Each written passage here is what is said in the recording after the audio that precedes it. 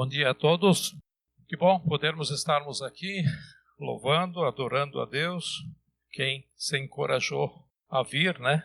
E aqueles que precisam se cuidar, se proteger, que acham que não deve vir, a gente respeita e até que tem pessoas que querem vir louvar a Deus. Vamos lá, vamos em frente, né? Tem pessoas que me pedem quando é que vai parar esse vírus. E eu falo para elas que esse vírus veio para ficar. Então, se vocês têm a expectativa que ele vai embora, não. Estamos na segunda onda, vai vir a terceira onda, e assim vai, né? Até que a vacina provavelmente vá ajudar. Mas isso vai demorar um pouco. E nós temos que lembrar no que a Bíblia diz. A Bíblia deixa bem claro que nós estamos no final dos tempos. Nós estamos no começo das dores. E ela fala que virá pestes, epidemias, terremotos, vulcões. Quem acompanhou os noticiários essa semana, não sei se vocês perceberam o número de vulcões nos últimos 15 dias que vieram à tona, né? Na Sicília, na Itália, teve cidades que chovia pedrinhas, né? Cobriu ruas, casas, por causa da cinza dos vulcões. Nas Filipinas, em vários lugares, muitos vulcões. Então a Bíblia fala isso. Nós não podemos fechar os olhos para isso. Joia? Então nós estamos chegando no final dos tempos, são sinais da volta de Cristo. E tanto que isso pode ser até iminente. Tá?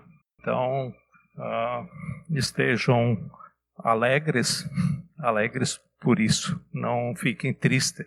Se alguém tem tristeza por causa disso, eu gostaria de saber porque eu quero ajudá-lo. Ok?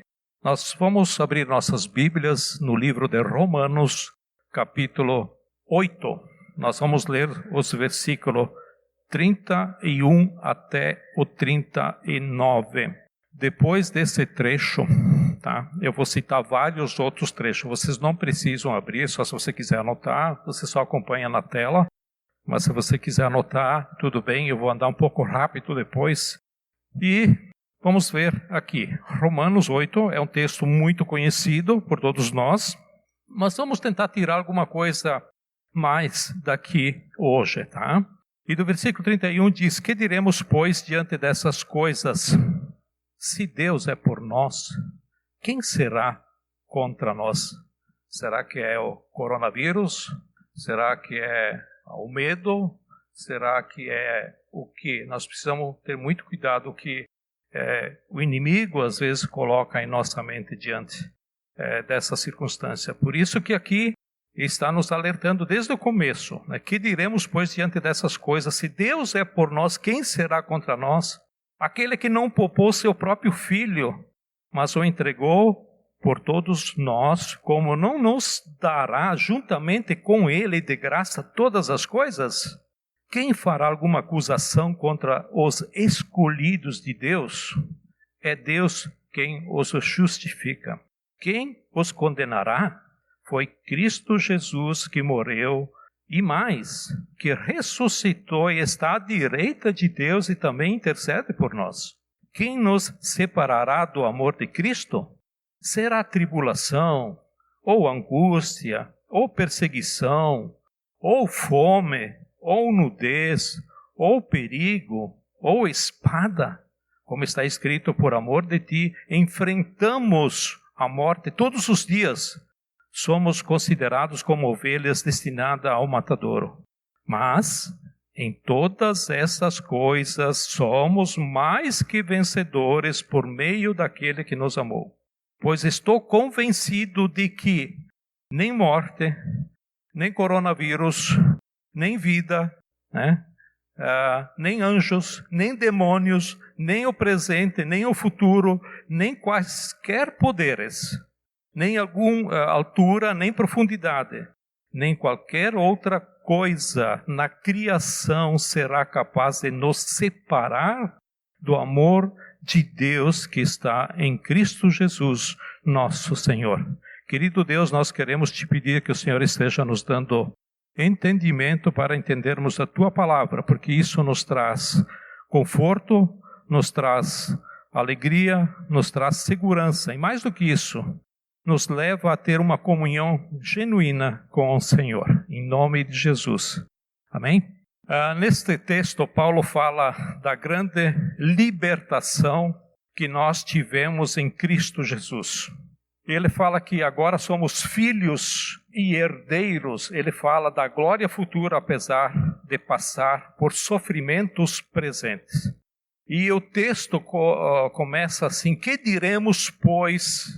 Esse pois nos remete a todo o capítulo 8.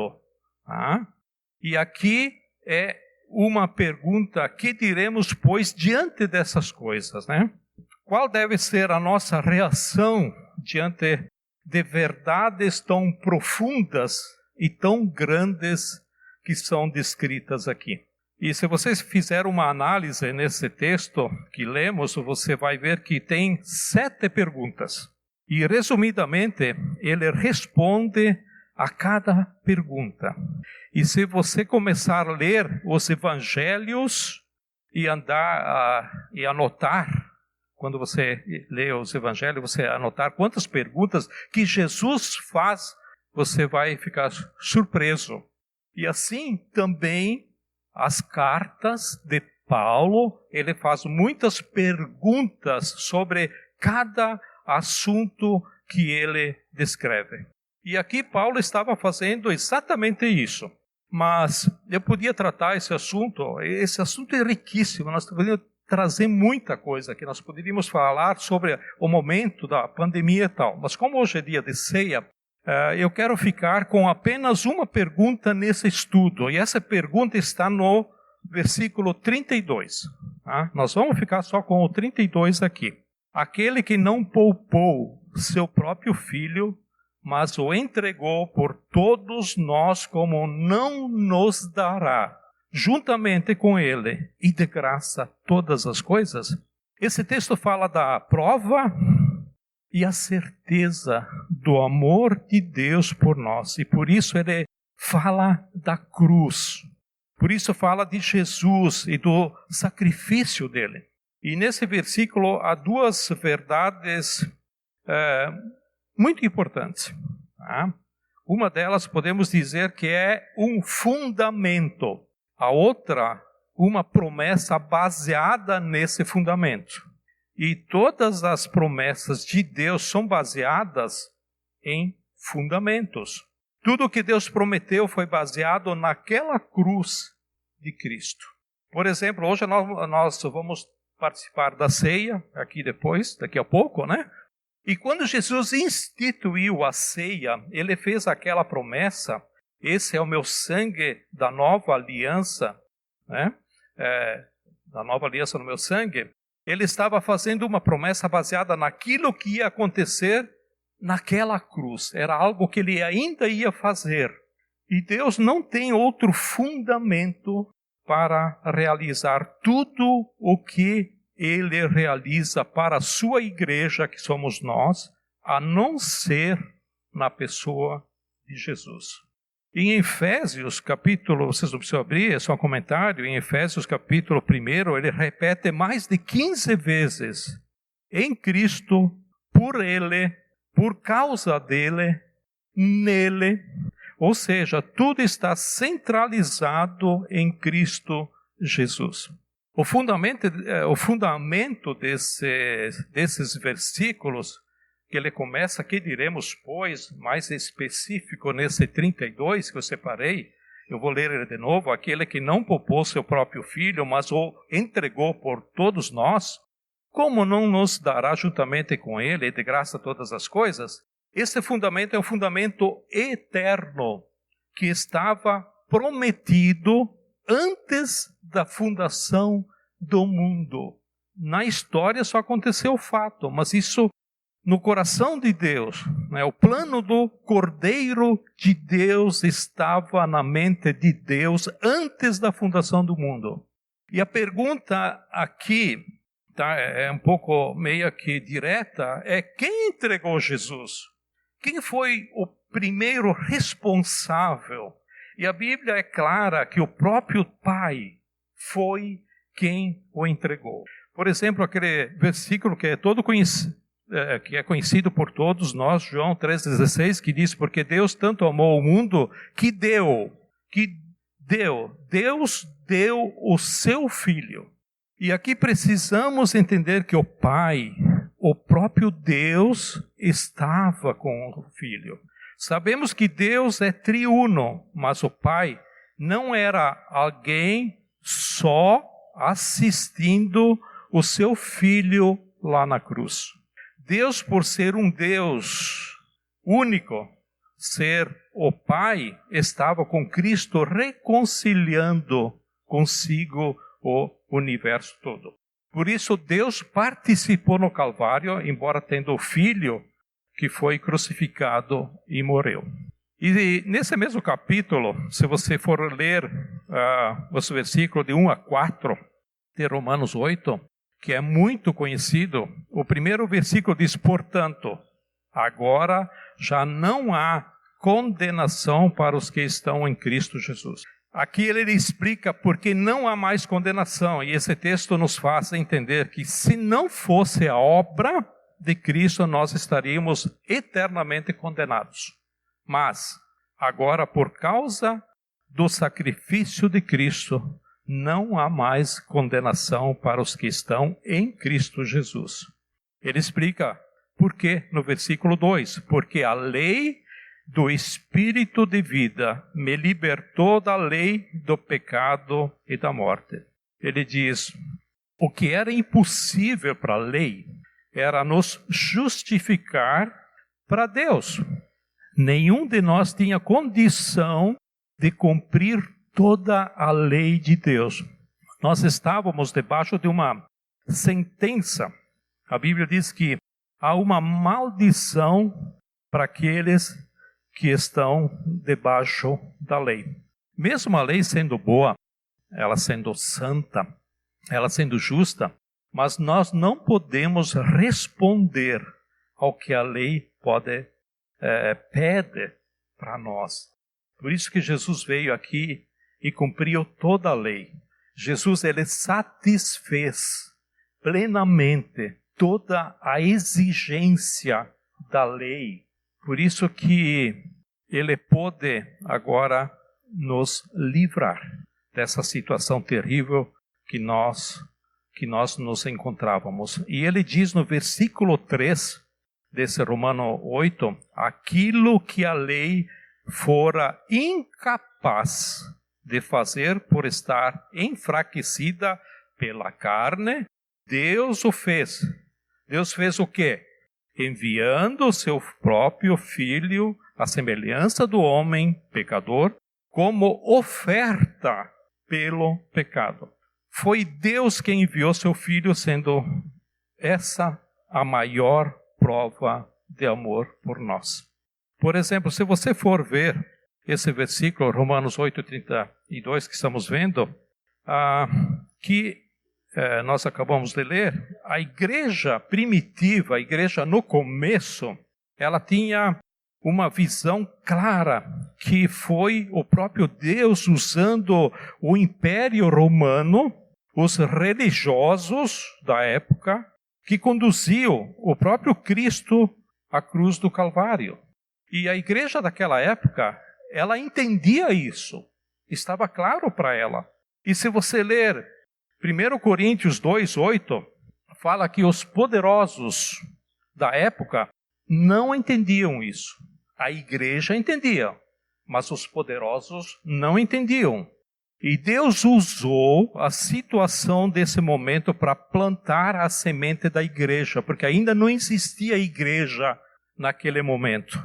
Olha o que diz, o versículo diz, esse é 1 Coríntios 2:8, nenhum dos poderosos desta era o entendeu, pois se eu tivesse entendido, não teriam crucificado o Senhor da glória.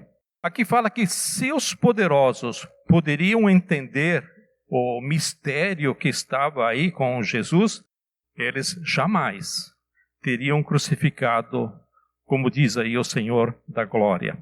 Em Atos capítulo 4, versículo 27 e 28, de fato, Herodes e Pôncio Pilatos reuniram-se com os gentios e com o povo de Israel nesta cidade para conspirar contra o seu santo servo Jesus, a quem ungiste.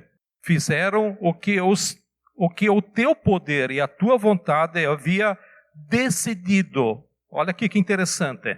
Fizeram o que o teu poder, o poder de quem? De Deus. A vontade de quem? De Deus, do Pai. Havia decidido de antemão que acontecesse.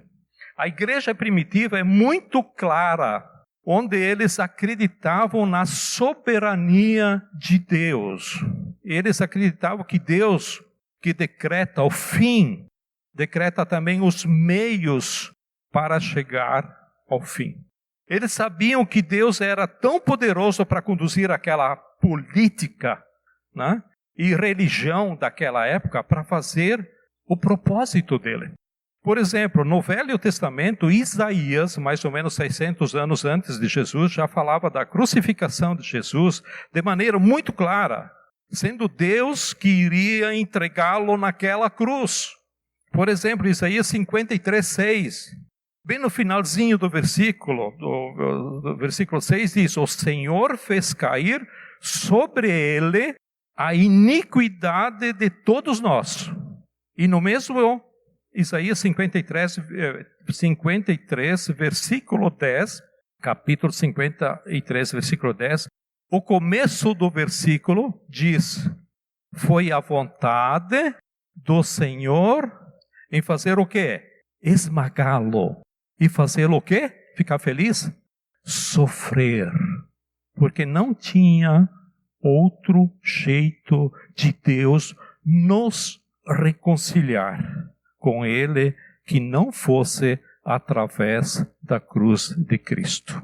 2 Coríntios capítulo 5, versículo 21 diz: Deus tornou pecado por nós aquele que não tinha pecado, para que nele nos tornássemos, cada um de nós, nos tornássemos justiça de Deus. Foi Deus que o fez pecado por nós com o propósito que nós fôssemos justificados diante de Deus. Por que Deus não poupou seu filho? Será que não tinha outro jeito?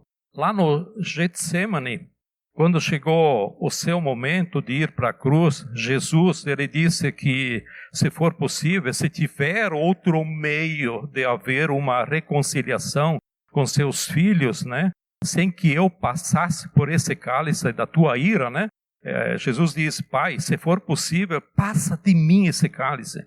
Ele sabia que para poder nos reconciliar-nos com Deus, ele tinha que ser julgado no nosso lugar. Isaías diz: o castigo que nos traz a paz estava sobre ele, e pelas suas pisaduras nós fomos sarados. Isaías 53. Por que Deus não poupou seu filho? Porque não tinha outra maneira. Não tinha. A santidade de Deus, o caráter de Deus, não permitiu varrer os nossos pecados debaixo do tapete. O pecado tinha que ser julgado. Deus não perdoa pecados a não ser por Jesus. O pecado foi julgado lá na cruz. Pecado ou é julgado na cruz, como foi, ou ele é julgado no inferno para aqueles que não creem em Jesus. E a resposta que podemos ter aqui é que Deus não poupou seu filho, pois foi a única maneira de Deus ser justo e justificador ao mesmo tempo. Por isso que Romanos, voltando atrás, no capítulo 3, versículo 21 até o 24, diz: mas agora se manifestou uma justiça que provém de Deus, independente da lei, da qual testemunham a lei e os profetas. Justiça de Deus, o quê? Mediante a fé. Preste atenção aqui. A fé é um meio que Deus nos dá para crer no sacrifício de Cristo. Nós não somos salvos pela fé. Nós não somos salvos pela fé. E eu já falei isso. Mas aqui, nós somos salvos mediante a fé, que é o dom que Deus nos dá para crermos no sacrifício de Jesus na cruz. Por isso que às vezes a gente fala de Jesus para as pessoas, certas pessoas não entra. É o dom, certo? E o versículo 22, por isso ele diz que a justiça de Deus mediante a fé em Jesus Cristo para todos os que creem.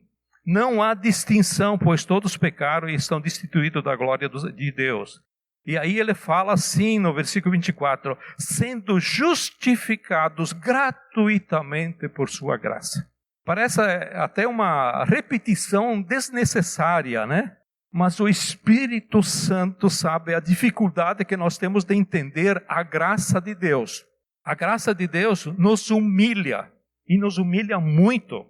Parece que nós queremos sempre ter um pedacinho de participação nisso que Jesus fez por nós. Martinho Lutero deixou escrito uma declaração, eu vou ler aqui para vocês, é bem curtinha, tá? Olha o que ele disse. Faz 25 anos que eu prego e ensino a justificação pela fé, somente mediante o sacrifício de Cristo, mas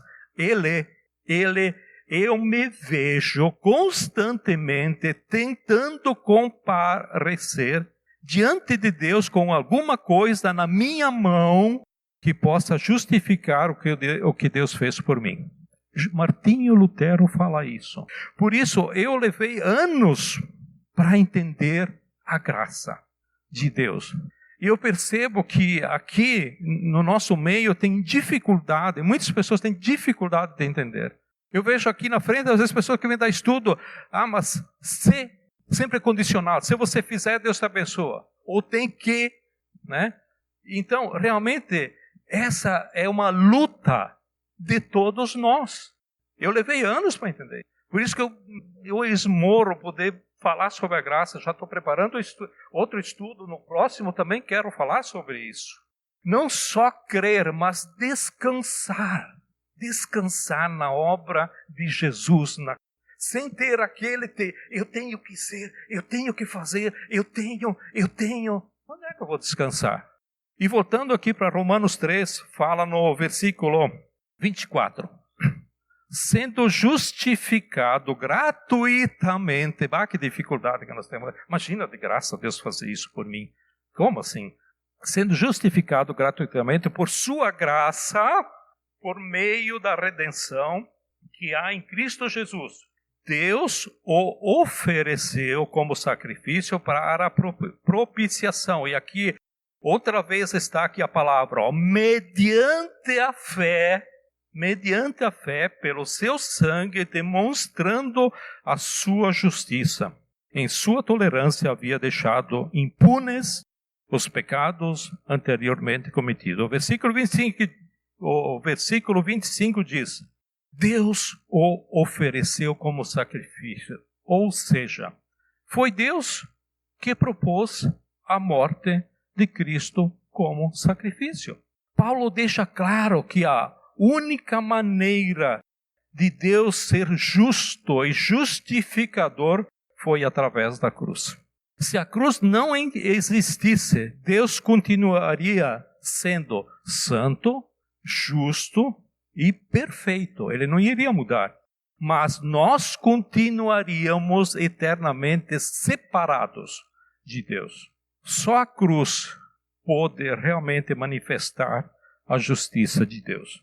Por isso que Jesus teve que sofrer a ira de Deus para que agora pudéssemos ser adotados como filhos de Deus, porque somos justificados. Ser justificado é muito mais do que ser perdoado. Ser justificado é ser declarado inocente. A morte de Cristo na cruz satisfez plenamente a santidade de Deus, por isso nós fomos declarados inocentes.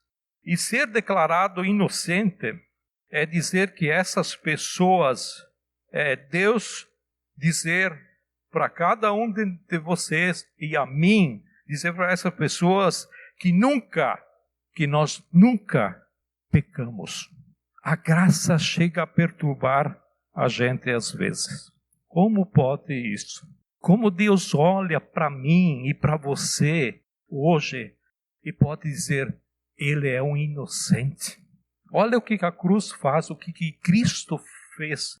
Por isso que o inferno é justo. Jesus fez tudo, Deus fez tudo através do Filho.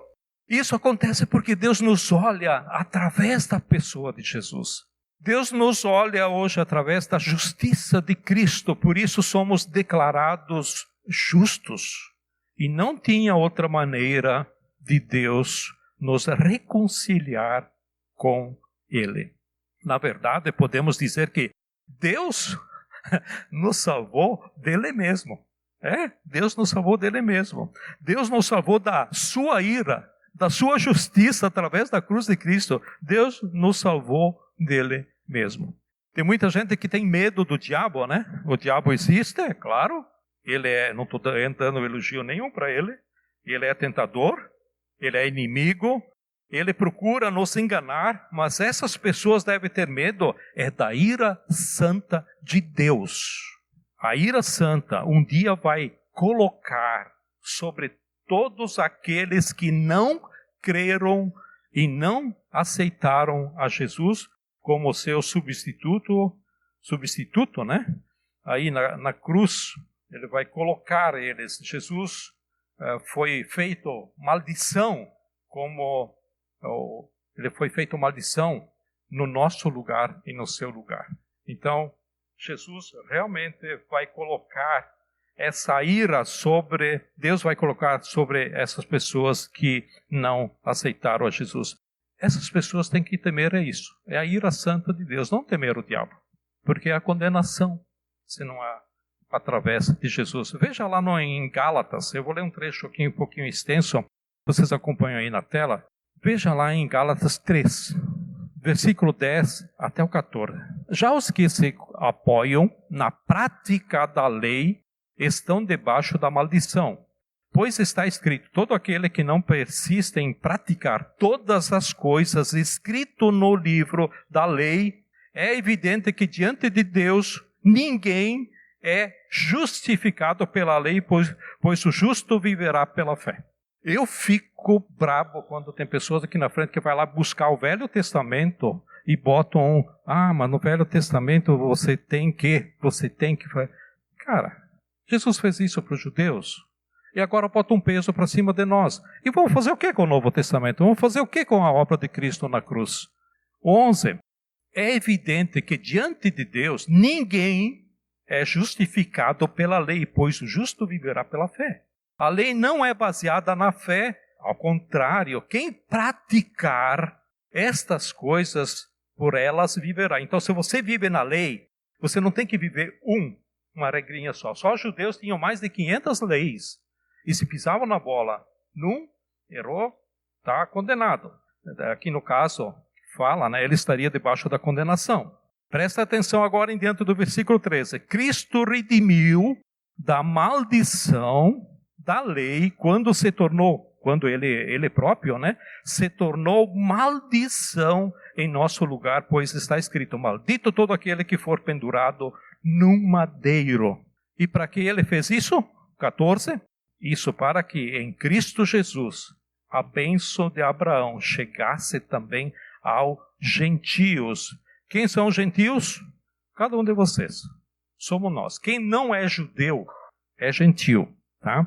Para que recebêssemos a promessa do Espírito mediante a fé. Então a Bíblia deixa claro que não tinha outra maneira, foi a única maneira que Deus podia nos reconciliar com Deus. Esse é o fundamento de Romanos, aquele versículo que separei, 8:32, mas também esse versículo tem uma promessa. O versículo 32 diz assim, aquele que não poupou seu filho, mas o entregou por todos nós. E aí ele faz uma pergunta, como não nos dará juntamente com Ele de graça todas as coisas? Paulo quer dizer, se foi feito o mais difícil, será que o mais fácil não vai ser feito? É isso que Paulo quer dizer em outras palavras. Se Deus fez o mais difícil, que deu o seu Filho, será que Ele vai nos abandonar e vai nos deixar morrer na praia? Esse fundamento da cruz é uma garantia da promessa de que Deus está conosco todos os dias. Não é só o dia que eu vou orar lá no meu quarto, tirar o meu tempo para orar e ler a Bíblia. O dia que eu não fizer isso, Deus também vai estar presente. A questão é a diferença da comunhão você com Deus, né? De que nós vamos ter uma vida eterna com Jesus, onde tudo isso está fundamentado na pessoa e na obra de Jesus. Se Deus fez o mais difícil, será que Ele não vai fazer o mais fácil? Né? Paulo está questionando isso. E em Filipenses a Bíblia diz, aquele que começou uma boa obra em vós é poderoso ou vai completá-la até o dia de Cristo, né?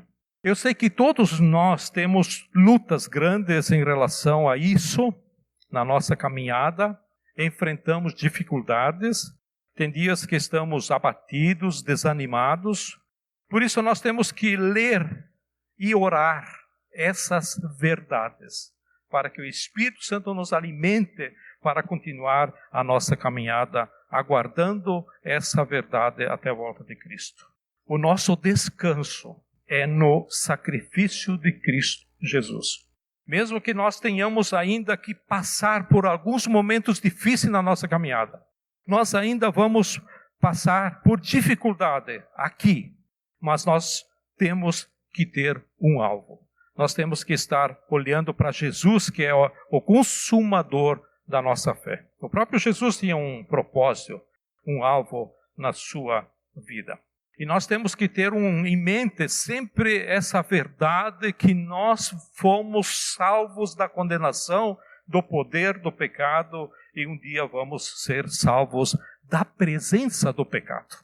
Eu quero terminar lendo um texto bem maravilhoso, né? Vou esticar um pouquinho mais, mas é bem interessante isso aqui. É um detalhe que o apóstolo Paulo fala em Romanos mesmo, tá? Se vocês leiam todo o livro, o capítulo de Romanos em casa, que vai ser maravilhoso. Eu vou ler do 18 até 25. Olha só o que ele diz. Considero que os nossos sofrimentos atuais não podem ser comparados com a glória que em nós será revelada. A natureza, está falando da natureza do mundo agora, está criada, aguarda com grande expectativa que os filhos de Deus sejam revelados. Pois ela foi submetida à inutilidade, não pela sua própria escolha, não foi a natureza que escolheu, mas por causa da vontade daquele que o sujeitou, na esperança de que a própria natureza criada será libertada da escravidão, da decadência em que se encontra, recebendo a gloriosa liberdade dos filhos de Deus. Sabemos que toda a natureza criada geme até agora, como em dores de parto, e não só isso, mas nós mesmo que temos os primeiros frutos do Espírito, gememos interiormente, esperando ansiosamente nossa adoção como filhos e a redenção do nosso corpo. Pois nessa esperança fomos salvos, mas a esperança de que se vê não é esperança. Quem espera por aquilo que está vendo? Mas esperamos o que ainda não vemos, aguardamo-lo pacientemente. Por isso que a natureza geme, a natureza sofre. Que eu falei antes dos próprios vulcões, terremotos. Então, nesse texto, Paulo fala que a natureza foi contaminada por causa do quê? Do nosso pecado. Lá em Gênesis diz, quando o homem pecou, maldita é a terra por causa de ti. Olha nosso peso. E disso Jesus nos livrou. É justamente isso que Paulo fala aqui. Toda a criação aguarda a redenção dos filhos de Deus. Parece que a natureza tem consciência que primeiro os filhos de Deus vão ser redimidos, resgatados, libertados, para que depois haja a redenção de toda a criação de Deus. Porque ele foi obediente até a morte e morte de cruz. Foi a única maneira, não tinha outro jeito de nós sermos julgados por Deus. de nós sermos declarados, justificados, inocentes diante de Deus. Meu desejo é que o Espírito Santo te convença e trabalhe nessas verdades em sua vida, porque isso é básico por tudo. Isso tem que estar vivo dentro de nós. Então, releio alguns desses versículos, ore pedindo ao Espírito Santo que te ilumine para que essa palavra possa produzir fé no seu coração ou na sua mente, onde logo, logo vamos ser redimidos e até a natureza está querendo e aguardando que entendamos logo o que Jesus fez naquela cruz. Nós vamos celebrar esse Jesus que foi a única saída que Jesus teve por nós. Através do pão que está aqui à frente, que representa o corpo de Jesus, que morreu naquela cruz, por você e por mim. E também com o vinho que representa o sangue derramado naquela cruz para perdoar os teus e os meus pecados. Querido Deus, quero te agradecer por esse momento tão importante na nossa vida, te agradecer por cada um de nós e por aquelas pessoas que não estiveram aqui. Algumas vão estar daqui a pouco, ó Deus. Mas tem aquelas que não estão aqui, ó, por uma razão, por outra. Senhor, tenha misericórdia, cuida delas e abençoa elas também, ó Pai. Jesus, nós estamos diante de uma situação que nós cremos que o Senhor está usando esses meios, como o Senhor usou os religiosos na época, a política da época. O Senhor está usando essa circunstância para alguma situação. E a Tua palavra diz que estamos próximos, estamos na véspera da Tua volta, ó Deus. Que possamos entender isso. Jesus fala isso conosco. E que não ficamos olhando para circunstâncias de acusações dentro da área política, dentro da área da ciência. Jesus, nós confiamos em Ti, e nós queremos entender isso e queremos olhar para o Senhor, porque Tu és o Senhor e Tu estás no controle de tudo. Abençoa cada um, ó Deus, que está aqui, e nós Te louvamos por aquilo que o Senhor vai fazer nas nossas vidas, em nome de Jesus. Amém?